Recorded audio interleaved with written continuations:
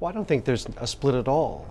The real issue is what role can the military play, among other tools, to get the result that is desirable. But our approach to the region, I think, has been consistent, and our recognition that, first and foremost, all of these events are unfolding at an unprecedented speed, unprecedented scope, and the dynamic is such that you cannot fully predict outcomes. So consistent in the sense that you've been necessarily inconsistent in your response to each one of these places? Well, no. I mean, it's important to understand that what happens is going to evolve over time. Each country has a different experience. Each country has a different perspective. Hosni Mubarak understood what happened in Tunisia. Muammar Gaddafi understands what's happened in Tunisia and Egypt. Who knows what's going to happen next week, whether it's Yemen or Syria or Bahrain. On Monday, though, I mean, there was an interesting statement from the Deputy National Security Advisor, Mr. McDonough. He said, "We don't make decisions on interventions based on consistency or precedent." So when you talk of consistency, you mean that's the consistency, that everything's going to be different? But the inconsistency here is between Egypt, say, and Libya. From the outset, the Egyptian military said, we will not turn our guns on our people. And that framed what would happen dramatically in Tahrir Square. Muammar Gaddafi has taken a different approach. He has chosen to use his air force and his army against his own people, and that necessitates a different response from the international community and the United States. So therefore there is consistency then. If anyone turns their military on their people, then the US is almost bound to intervene. That's the message? Well, no, but recognize the United States policy is we want to see substantial political, economic, and social reform across the region. How that unfolds will vary from country to country. But our principles that have guided us throughout this have been the same. We don't want to see violence anywhere. We want to see respect for universal principles, and we want to see governments take steps to undertake genuine reform. Gaddafi has chosen uniquely not to do that. And I think everyone will understand that the administration is in a difficult position. There are enormous debates about how to react to what's going on. But there is still always this issue of what the Obama doctrine is. And it sort of reminds me a little bit of when you were at the State Department spokesman. Many of the debates that we've had over the last year or so, or however many years it's been, one did wonder whether foreign policy was constantly being made on the fly based on no real doctrine. There is no Obama doctrine. It's always it's going to be consistently inconsistent. There are no principles ever really at stake, are there? Oh, not at all. We want to see reform across the board. The Secretary of State made an important speech towards the end of last year, laying out the challenge for the region and laying out the reasons why the region had to change because of the demographics and the frustrations and the lack of economic opportunity and political opportunity. So change is the imperative, but how that change evolves and how the international community interacts will vary country by country. Saudi Arabia is different than Bahrain. Bahrain is different than Yemen. Yemen is different than Egypt. Yeah, but to go back to, it's so fascinating to have you on, having had this experience of talking to you over such a long time on various issues, and now we have Libya. And this issue of consistency and principle is coming up now. And yet, for example, on settlements in the Middle East or whatever, the position was constantly changing. There would never seem to be any principles as such, which is why now the principles are being invoked in Libya, and yet they're not being invoked, and there's inconsistency but consistency. We're wondering whether this actually just sums up the entire Obama foreign policy. Hang on a second. The finish line, success, is clear. Success in the Middle East, for example, in the context of the Israelis and Palestinians, is an actual agreement. How you get there will have to vary depending on the dynamic, between the countries themselves and what role the United States can play to support. Likewise, the finish line here is clear. We want to see substantial reform that reflects the aspirations of the people of the region.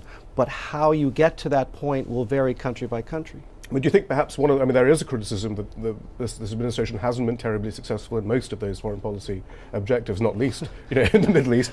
We have yet to see what's going to happen in Libya and so forth. Might that be partly because most of these decisions are being made without regard to a set of principles, but are being looked at a case-by-case basis, and it just leads to utter confusion and perhaps failure? I think there are consistent principles, and yet one has to recognize, first, this is hard. Secondly, it's this is a dynamic environment.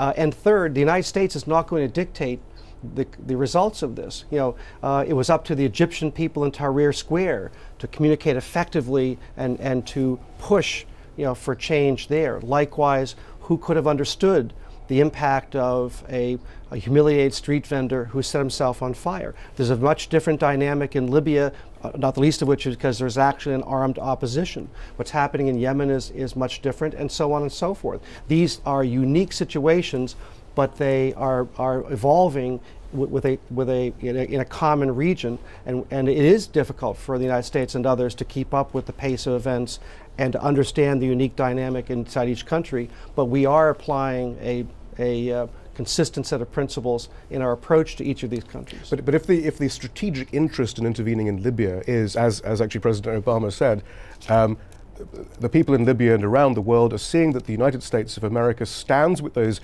who hope for a future where they can determine their own destiny. So it's sort of saying, look, we stand with you if you're being attacked brutally by your government. And yet we get the Deputy National Security Advisor saying, actually, we don't make decisions on interventions based on consistency or precedent.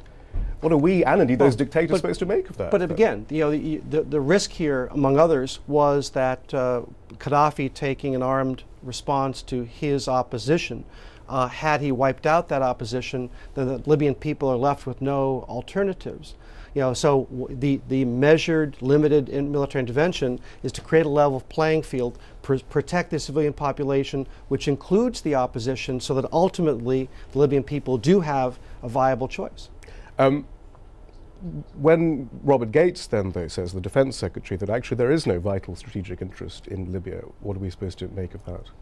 He's right. Libya itself is not a vital interest, but the impact that Libya will have on the region, which is a vital interest in the United States, makes effective action in Libya that much more important. He did sort of volunteer it, though, in his interview, and you saw that the State Department, however, was taking a slightly different line, and now we have all this background briefing about how the State Department and Hillary Clinton and Samantha Power and all these other advisors really pushed for intervention against the wishes of the Pentagon. Do you find that an accurate picture, and is that how we should interpret these differences of emphasis that we're hearing? Look, these are very difficult and calculations. They're the pace of change, the pace of events in the Middle East is unprecedented.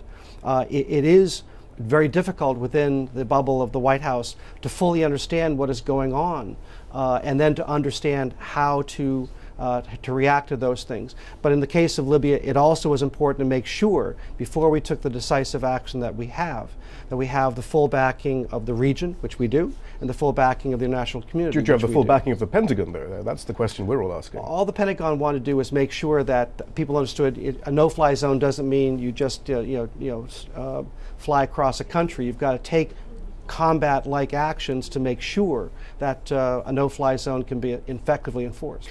When we look at how you left the administration, though, there were some questions about whether this was actually partly a manifestation of those sorts of discussions between the Pentagon and the State Department. You were very critical of the Pentagon policy on Private Bradley Manning, who's alleged to have been the source of the WikiLeaks leaks. Ridiculous, counterproductive, and stupid is what you call the Pentagon's treatment of him. I mean, is that another manifestation? Is that another manifestation of the sort of battles that are underway there? Well, no. What you have is we are trying to make sure that we utilize all tools in the toolbox. There is a place for military action. We're seeing that in Libya. That was not necessary in the context of Tunisia, not necessary in the context of Egypt, and we would hope not necessary in the context of other revolutions across the region.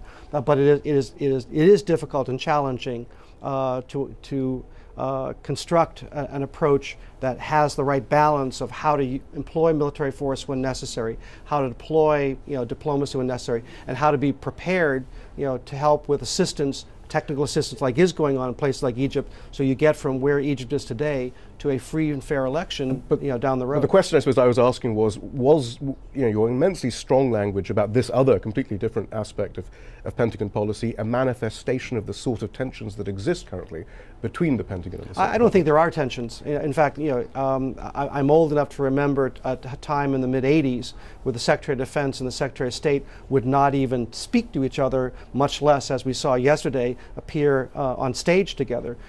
Secretary Clinton and Secretary Gates have a very effective relationship, and in fact, the level of integration across what we call the interagency is, I believe, unprecedented. But you must have known, using those words, that there would be well, again, my task as a public diplomat at the State Department was to, within my own government, help it understand the impact of actions that it was taking, inside that brig in Quantico, and the impact it was having in terms of the erosion of confidence. But you chose to do that externally, not internally. I mean, were you going down fighting, perhaps? I mean, what was happening? Certainly, one should not infer from my comments that that's a reflection of tension within the administration or between the State Department and the military. I made comments based on an earnest belief that the actions being taken against Bradley Manning, while legal, in my mind, were not appropriate. I said so, and I stand by those words. So is the Pentagon still being ridiculous, counterproductive, and stupid when it comes to Bradley Manning? I think that the excessive restrictions on Bradley Manning are counterproductive,